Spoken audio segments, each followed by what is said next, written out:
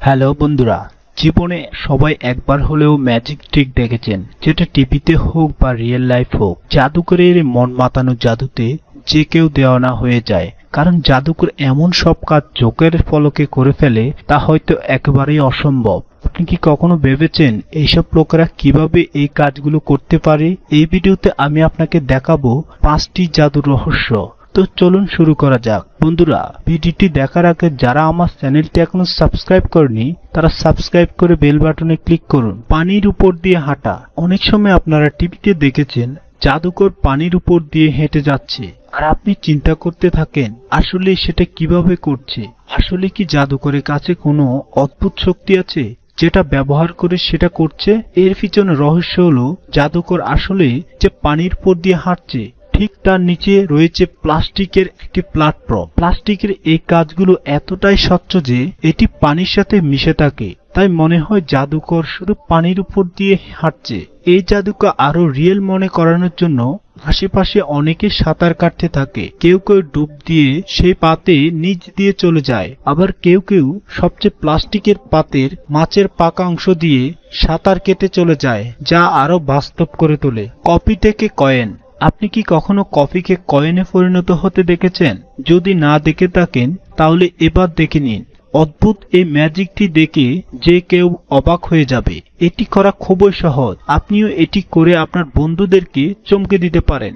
এর জন্য আপনাকে দুটি কাপ নিতে হবে, একটি ছোট এবং একটি বড় কাপ। ছোট কাপটি পয়সা দিয়ে ভরে নিয়ে আর বড় কাপের ভিতরে একটি স্পঞ্জ রেখে দিবেন এবং নিচে একটা ফুটো করে রাখবেন। এবার ছোট কাপকে বড় কাপের ভিতর ঢুকিয়ে দিন এবং এতে কফি ঢালুন। প্রথমে উপস্থিত মানুষকে কফি দেখাবেন, এরপর কৌশলে নিচে ছিদ্র দিয়ে আঙ্গুল ঢুকিয়ে আস্তে আস্তে উপরে তুলুন। এতে করে আস্তে আস্তে উপরে উঠে আসবে এবং কফি কাপের সাইড দিয়ে নিচে পড়ে যাবে, যা কিনে স্পঞ্জ চুষে নেবে। হাওয়ায় বসে থাকা। আপনি হয়তো অনেক সময় দেখেছেন সাধু সন্ন্যাসীর বেশে একজন মানুষ হাওয়ায় বসে আছেন। এটাকে লেভিটেশন বলা হয়। এই দৃশ্য দেখে আপনি নিশ্চয় অবাক হয়েছেন আর ভেবেছেন যে এই মানুষটা কিভাবে মাটি থেকে এতটা উপরে বসে আছেন বা দাঁড়িয়ে আছেন। তো এখন আপনাকে জানাবো এর পিছনে রহস্য কি। আসলে এটা কোনো ম্যাজিক নয়, বরং চোখের ধোঁকা। সবার প্রথমে জাদুতে মাটির উপরে একটা লোহার স্ট্রাকচার রাখা হয়, সেটা কাপড় দিয়ে ঢেকে দেওয়া হয় আর একটা ছিদ্র দিয়ে আর একটা মাথা বের করে তার উপর পুরো স্ট্রাকচার সেট করে বসে যায় এবং অন্যদিকে লোহার কাঠামোটা মাটিতে ফিক্স থাকে।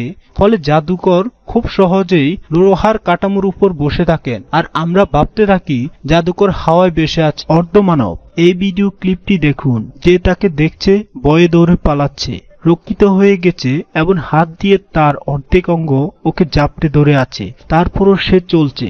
কিন্তু এটা কিভাবে সম্ভব? এবার আসল রহস্য ভেদ করা যাক।